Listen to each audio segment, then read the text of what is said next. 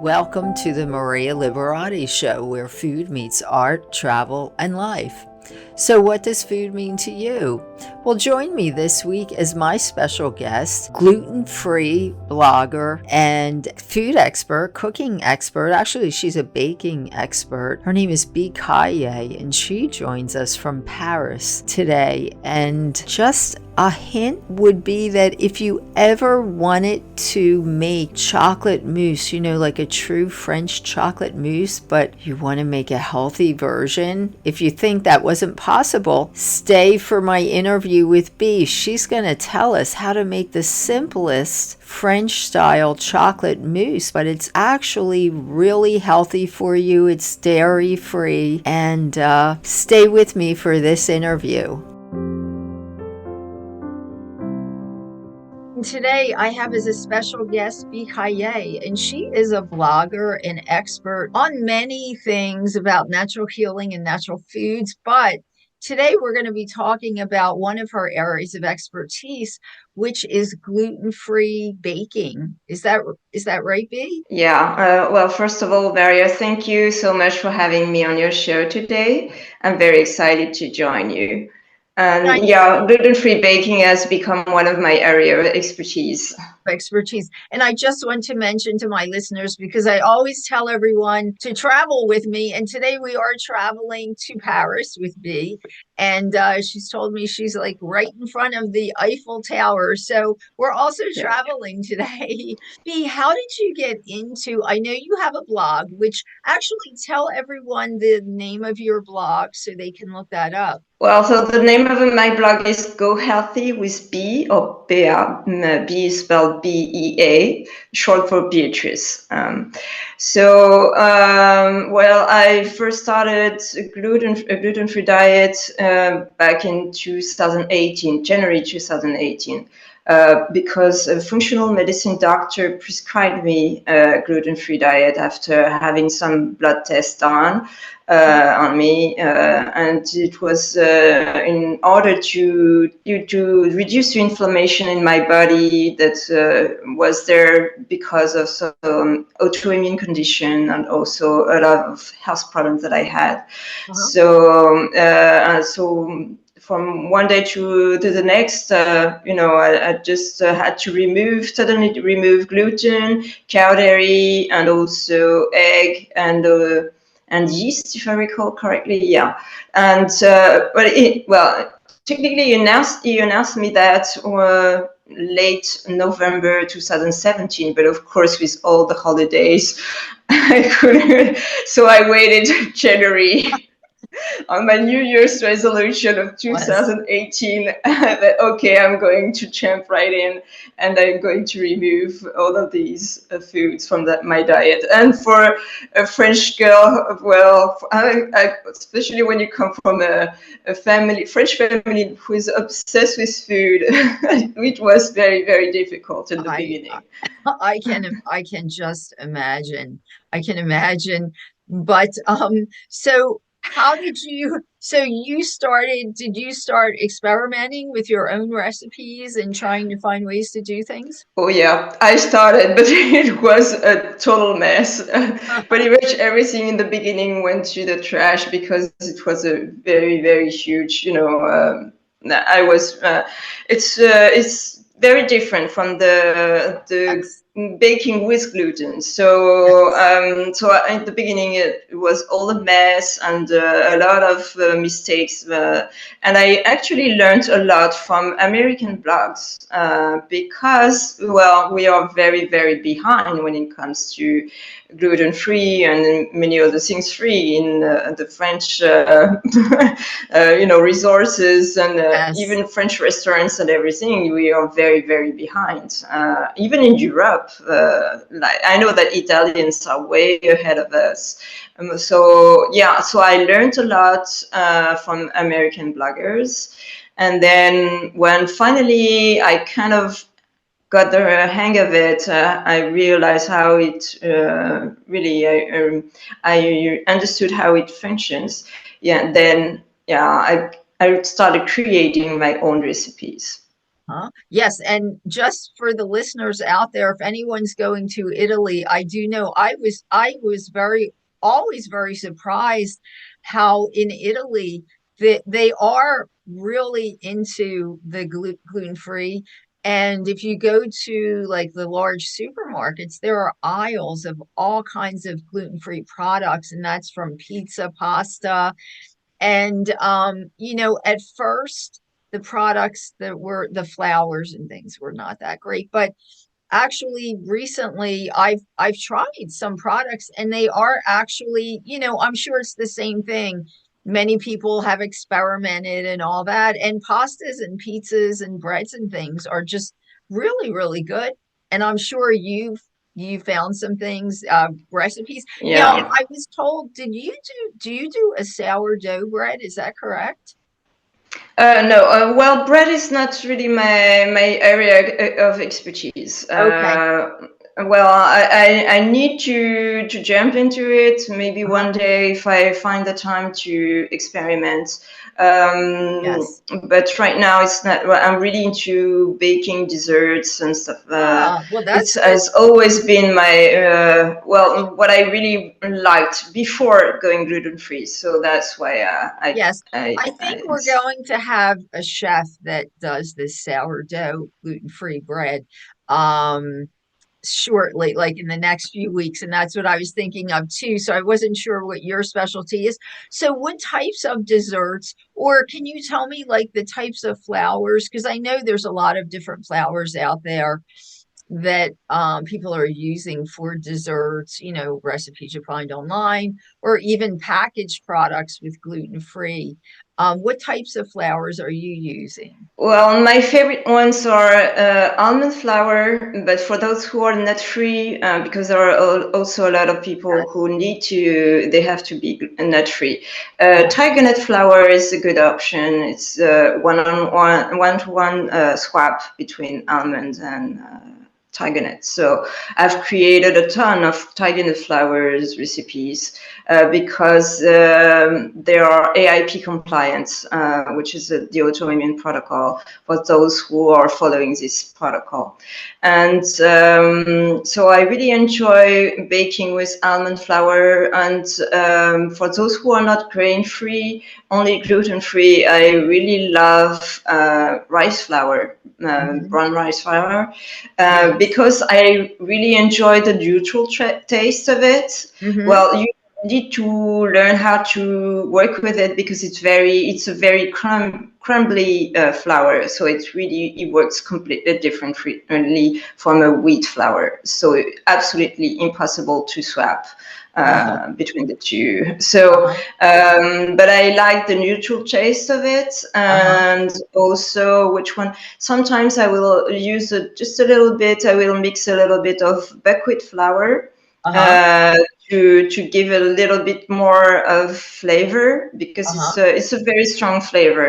So some people won't like it, like me, won't Uh-huh. like to use for example, for to make a banana bread. I will mix both brown rice flour and buckwheat flour Oh, to wow. have something that is a little bit more with flavor, Uh-huh. and but not too much that you really don't taste the other ingredients and you really get on only the buckwheat. Yes. So and there, yeah, that's probably the one that I use the most. I Yeah. kind of stay away by choice from flour mixes because I want to keep control of what I'm using. Because Hmm. in flour mixes, well, they will just put the list of ingredients, Hmm. but we don't exactly know how much they use, what ingredients, how much, the quantities they use in them, and also a lot of the mixes contain guar gum or xanthan gum, and Yes. I'm not super fond of that. Okay. I know that a lot of gluten-free people, those who are intolerant to gluten, are also intolerant to guar gum, especially. Oh. So that's one of my doctors told me about Uh-huh. that, and so I want to keep really with as little processed food or little prepackaged food as possible. So I rather use separate flours and make my own mixes. And Mm-hmm. usually I don't mix a ton of flours. Mm-hmm. I will just use one or two and that's it. Mm-hmm. So what types of, tell us the types of, so you mainly do desserts. Like what types of desserts are you doing? Muffins or cakes or Yeah, well, all of these? if you start googling my blog "Go Healthy with Bee," you will automatically get pumpkin muffins that Oh, will sounds that great. will pop immediately, Yes. and banana bread, which is kind of it's funny because I'm completely French. But what I mean is both my parents are French. I Yes. was born and raised in Paris, France, Uh-huh. so I'm absolutely not American, even though I absolutely love America. Well, so banana bread and muffins are definitely American, much more than French. So for me, Yes. it's very funny that my blog is very popular for those two very American recipes rather than Yes. for Yes. French recipes. Oh, yes. Yes. Yeah. And I know in Italy they're crazy about muffins too, and they have wonderful pastries there too, but everybody loves muffins. So Yeah. tell us, is there any type of a recipe that we might think of it like being a very French dessert that you've created a gluten-free version? Well, it's not exactly gluten-free because it doesn't contain gluten. The traditional recipe doesn't Oh, contain gluten. So this one is also dairy-free and egg-free. It's vegan. But one of well, my friends, everyone around me that has who have tested it, really love it. It's my chocolate mousse.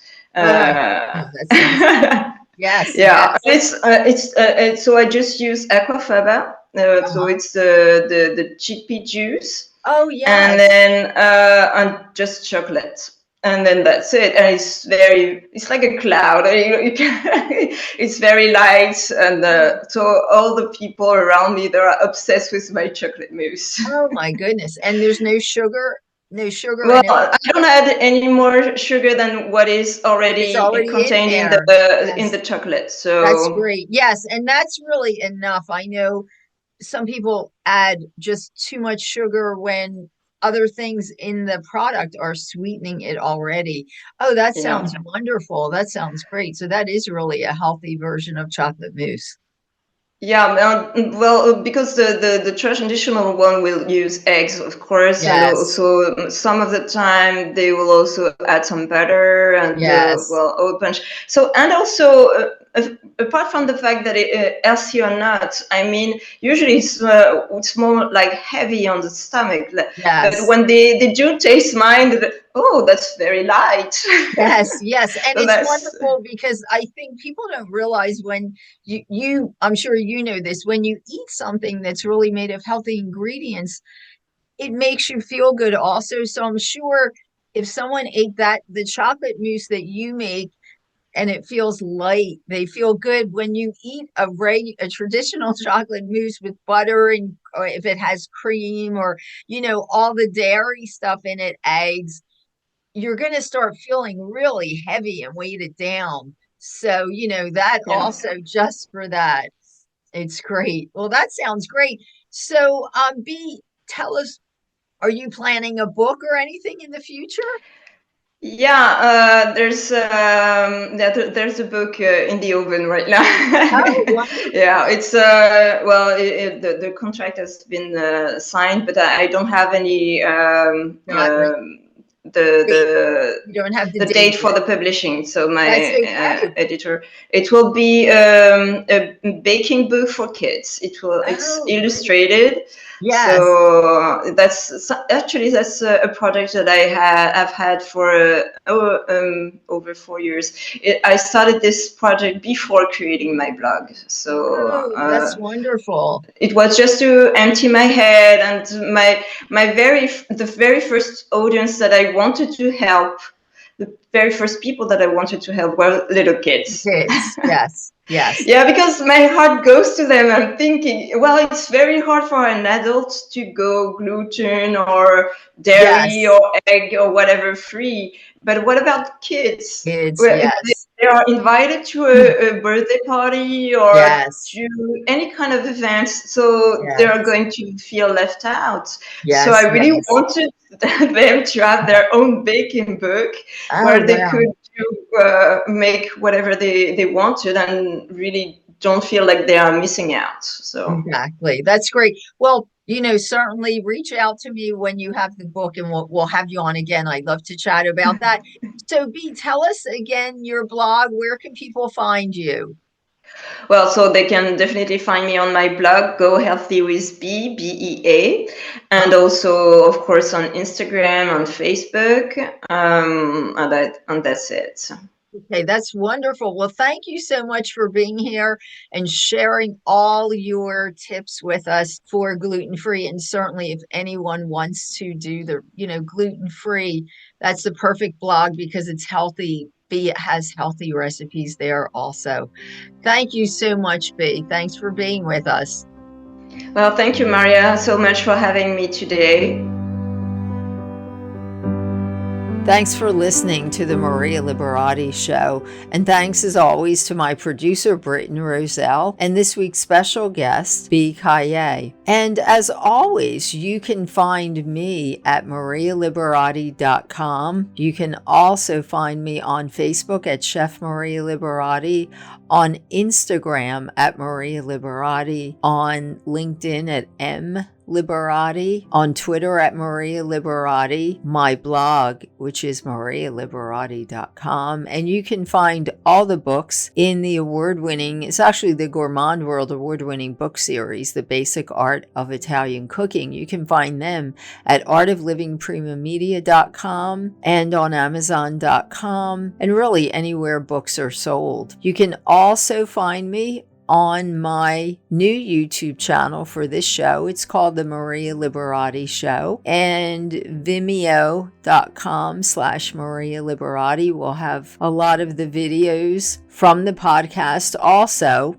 And you can also find me on my Roku channel, The Basic Art of Italian Cooking by Maria Liberati. And soon you'll be able to see The Basic Art of Italian Cooking by Maria Liberati show on eatthis.tv. And until next week, peace, love, and pasta.